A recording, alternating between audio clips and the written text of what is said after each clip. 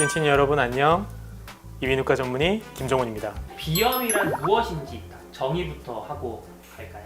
원래 비염은 코 안에 있는 염증을 모두 통칭하기 때문에 쉽게 말하면 코감기도 원래는 안에 들어가요. 근데 대부분의 사람들은 만성 알레르기성 비염을 비염으로 보통 생각을 하시죠. 만성이라는 거는 보통 이제 한 달 이상 그렇게 생각하시면 됩니다. 대부분 다 막 비염하면 알레르기성만 생각을 하시는데 알레르기성과 알레르기 아닌 게 있고요. 알레르기성 같은 경우는 우리가 쉽게 아는 뭐 진먼지, 진드기, 꽃가루 뭐 이런 게 있고, 비알레르기성으로 뭐 온도 변화, 찬바람이라든지 뭐 호르몬성 그런 경우도 있고, 음식물, 뜨거운 음식 아니면 조금 약간 매콤한 음식 그런 거에 자극이 되면 그냥 막 밥을 먹는지 콧물을 먹는지 모를 정도로 그렇게 흘리는 분들이 계세요. 근데 그분들은 진짜 비염이에요. 자기는 비염인지도 몰라요. 알레르기가 아닌 또 비염도 있습니다. 뭐 알레르기성 같은 경우는 산업화가 클 거고요. 미세먼지라든지 뭐 매연 같은 거는 비알레르기성 질환이 높게 된 것 같아요. 아무래도 시골 출신들 같은 경우에는 자연에 벗삼아 있으면 알레르기성 될 확률이 떨어지죠. 코가 조금 이렇게 휜 사람들이 비가 많다고 하는데 진짜 휘었어. 진짜 휘었어. 음식이 이쁘다고 해서 맛도 다를 수가 있잖아요. 바깥에 이제 외형적인 거기 때문에 이제 비염 같은 경우에는 대부분 몸의 면역적인 문제이기 때문에 별개 문제입니다. 사람들이 좀 오인한 것 중에 하나 뭐 감기 오래되면 폐렴 된다고 하잖아요. 감기가 폐렴이 되는 게 아니라 감기로 인해서 몸이 약해지면 폐렴이 들어오기 쉽게 되는 거거든요. 똑같이 비염이 오래되면 코 안의 면역학적으로 좀 약하기 때문에 축농증이 오기 쉽게 되는 거지, 비염 자체가 축농증으로 되지는 않죠. 그래서 비염은 코 안의 상황이고요. 축농증은 이런 쪽에 빈 공간에 농이 차는 약간 옆집의 문제죠. 병의 위중으로 보면은 축농증이 더 안 좋겠죠. 하지만 이제 만성 비염이 증상적으로 막 콧물 나고 코 막히고 이런 것 때문에 본인 느끼기에는 이게 더 불편할 수는 있겠죠. 뭐 축농증도 코 막힘, 콧물 있기는 하지만 기간 자체가 훨씬 더 만성 비염에 의한 증상 호소하는 기간이 더 기니까요. 광대 수술을 하면 비염 또는 축농증이 해결이 된다고 했어요. 원칙적으로는 저희는 이제 광대를 건드리는 것 자체를 별로 좋아하지는 않습니다. 왜냐하면 그 광대 안이 원래는 이제 자연스럽게 이렇게 순환이 되게 돼 있거든요. 근데 외부에서 이렇게 자극이 들어가게 되면 굴곡이 생기게 돼요. 그러면 그 흐름을 파괴하는 거죠. 수술하시면서 축농증을 해결해 주실 수 있다는 거는 맞는 것 같긴 하지만 광대에다가 직접적으로 뭔가 시술이 들어간다면 없는 염증은 생길 수도 있죠. 근데 이제 본인이 원하면 하는 거예요. 그렇게 하고 문제가 생긴 거는 거기에 따라서 치료를 받으시면 되는 거기 때문에 꼭 그 문제 때문에 하지 말라 이런 건 아니고요. 그런 문제가 발견되면 또 다른 방법을 또 찾으면 됩니다. 또 비염은 완치가 불가능한가요? 쉽게 말하면 우리가 A형이면 O형이 될 수 없는 것처럼 체질이 바뀔 수는 없거든요. 그렇기 때문에 알레르기성 체질을 바꿀 수 있다는 것은 거의 불가능에 가깝고요. 근데 요즘에 이제 면역 치료라 그래서 진먼지, 진드기 같은 경우에는 장기간 치료를 해서 효과가 있다는 그런 게 있긴 하지만 일반적인 알레르기는 그 체질이 간다고 보시면 돼요. 비알레르기성도 원인에 따라 다 틀리죠. 그러니까 제일 중요한 거는 원인이 되는 물질을 피하는 거예요. 원인에 따라서 어떤 건 되고 어떤 건 안 되기 때문에 비알레르기성이라도 모두 다 안 된다고 그렇게 말씀드릴 수는 없고요. 근데 비염 수술은 코 막히는 걸 해결해 주는 거예요. 우리 이제 비염이 걸리면 콧살이 부었다 가라앉았다 부었다 가라앉았다 하다 보면 늘어난 고무줄처럼 늘어난 상태로 있거든요. 그러면 이제 코가 답답해요. 그 답답한 콧살을 줄여주는 게 비염 수술이거든요. 그렇기 때문에 코가 답답해서 수술을 받는다? 그러면 돼요. 근데 콧물이 많이 난다? 재채기가 심하다? 많이 간지럽다? 그거는 수술로 해결이 안 되고. 약국에서 스프레이를 사서 쓸 수가 있잖아요. 네. 근데 그게 또 장기적으로 보면 또 위험하다고. 예. 그 스프레이 같은 경우에는 코가 답답할 때 바로 뚫어주기 때문에 자주 애용하시는 분들이 있는데, 문제는 처음에는 한 번 하면 시원해요. 근데 그 다음에는 두 번을 해야 돼요. 그 다음에 세 번을 해야 돼요. 그렇게 되면 언젠가는 반응이 안 하는 때가 오고 그 약을 뿌려도 답답해서 병원에 오세요. 그게 약물성 비염이거든요. 거기 설명서를 보시면 절대 일주일 이상 쓰지 말라고 나와 있고요. 그거와는 별개로 약간 요즘에는 이제 맨솔향 나는 걸 쓰시는, 근데 그거는 이제 코가 뚫리는 게 아니라 느낌이에요. 특별하게 문제는 없는데 다만 이제 거기에 들어가는 이제 맨솔향이라든지 그런 화학 제품이 코를 자극을 해서 비알레르기성으로 이제 콧물이 날 수 있으니까 본인이 그렇게 비알레르기성 그거에 자극이 안 되고 시원하다 그러면 그거는 사용해도 큰 문제는 안 돼요.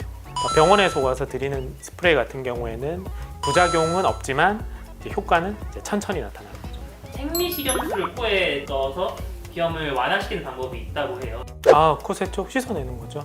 이제 외출하고 들어오시면 코 안에 이제 다른 이물질이라든지 자극성인 알레르기 물질을 씻어주는 거고, 코 안이 많이 건조하다 그러면 수분을 공급해줘서 코 안이 잘 회복될 수 있게, 더 나쁘지 않게 막아준다고 생각하시면 됩니다.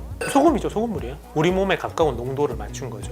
시판되는 것도 대부분 다 그 정도 농도에 준해서 만들어져 있거든요. 집에서 이렇게 만들어 쓰시는 분들이 있어요. 근데 집에서 쓰시는 소금은 대부분 다른 성분들이 많이 들어가 있거든요. 이제 그걸 쓰시다 보면 코안을 자극할 수 있기 때문에 순수한 그냥 정제된 소금만 들어간.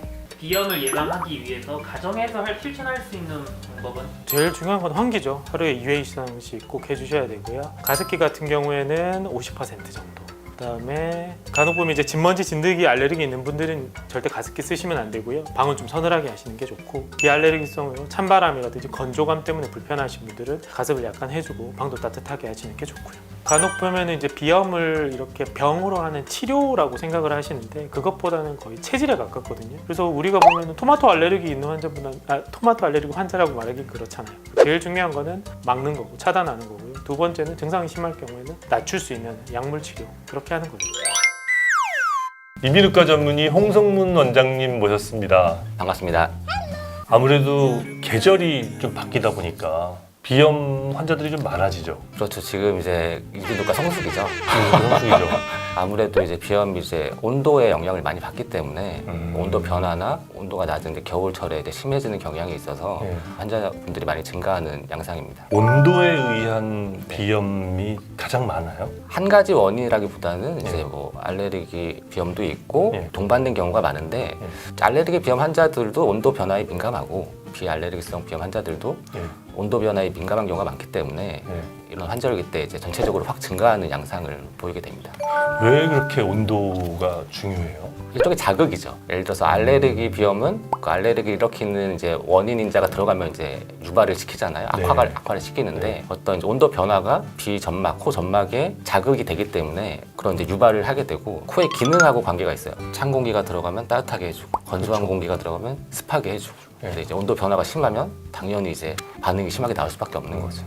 비염약을 오랫동안 먹었을 때 네. 혹시 부작용이나 이런 건 없나요? 부작용이 없는 약은 없겠죠. 없나요? 없고 이제 하지만 이제 다른 질병의 약보다는 안정성이 높고 일반적인 성인들이 복용하는 약도 2, 3세 소아들도 이제 복용하는 약이기 때문에 대부분은 큰 문제는 없습니다.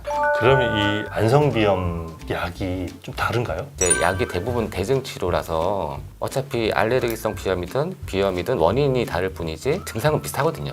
콧물, 재채기, 코 막히고 그런 증상이 있을 때 먹는 약이기 때문에 대부분은 비슷합니다. 물론 이제 알레르기 비염에 특화적으로 관여하는 세포, 뭐 비만 세포를 억제하는 약제라든지 아니면 뭐 이제 천식을 동반했을 경우에 특정한 이제 류코트리엔이라는 걸 억제하는 그런 약제를 이제 먹기도 하지만 일반적인 이제 사람들이 복용하는 약제는 이제 거의 비슷하다고 보시면 될 것 같습니다. 비염 관련된 약도 네.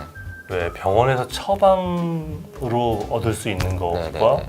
그냥 약국에 가서 살 수 있는 게 있잖아요. 그렇죠. 그거는 어떻게 다른가요? 막 쓰면 안 되는 약들 그런 것들이 이제 처방을 필요하게 되고요. 예를 들면 아까 말씀드렸던 뭐 류코트리엔 뭐 억제제라든지 비만세포 뭐 억제제 네. 그런 건 이제 처방이 안 되고 그리고 스테로이드 들어간 약제들 그런 건 이제 약국에서 이제 살 수가 없고 처방을 받아야 되고요. 대표적인 게 이제 스테로이드 스프레이 그런 거는 이제 처방을 받아야 되는 경우가 많습니다. 약을 이렇게 계속 복용하기 싫으면 수술을 하면 좀 어때요? 약물 치료를 할지 수술을 할지는 이제 본인이 결정하는 건 아니고 네. 이제 진료를 받아보시고 수술에 효과가 있으신 분들이 이제 받아야 됩니다. 대부분 이제 코가 막혔다 뚫렸다 하잖아요. 비각계라는 구조가 있는데 얘네가 이제 커졌다 작아졌다 하면서 코막힘을 유발하게 됩니다. 그런데 이제 이게 만성이 되면 네. 이게 비각계가 조금씩 커져서 이제 막힘 증상이 심해지게 돼요. 이럴 경우에 이제 비각계를 좀 줄여줘서 코막힘 증상을 완화시키는 게 이제 수술이고 그런 이제 일반적인 이제 급성 증상들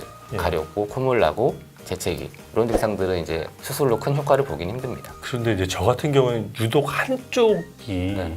더 많이 막히거든요. 그게 네. 특이한 경우예요? 아니면 일반적인?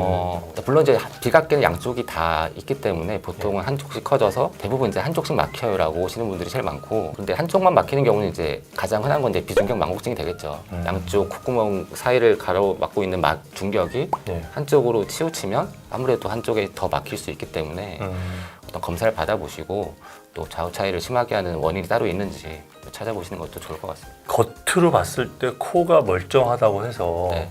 안에도 이렇게 멀쩡하지한 법은 없다는 말씀이신 거네요. 그렇죠, 그렇죠. 간혹 이제 비중격 망곡증 진단을 받고 이제 저희 병원에 수술하러 오셔서 네. 이거 수술하면 겉에 코도 똑바로지나요? 라고 하시는 분이 어. 계신데 전혀 관계가 없고 네. 좀 별개의 문제라고 보시면 될 것 같습니다.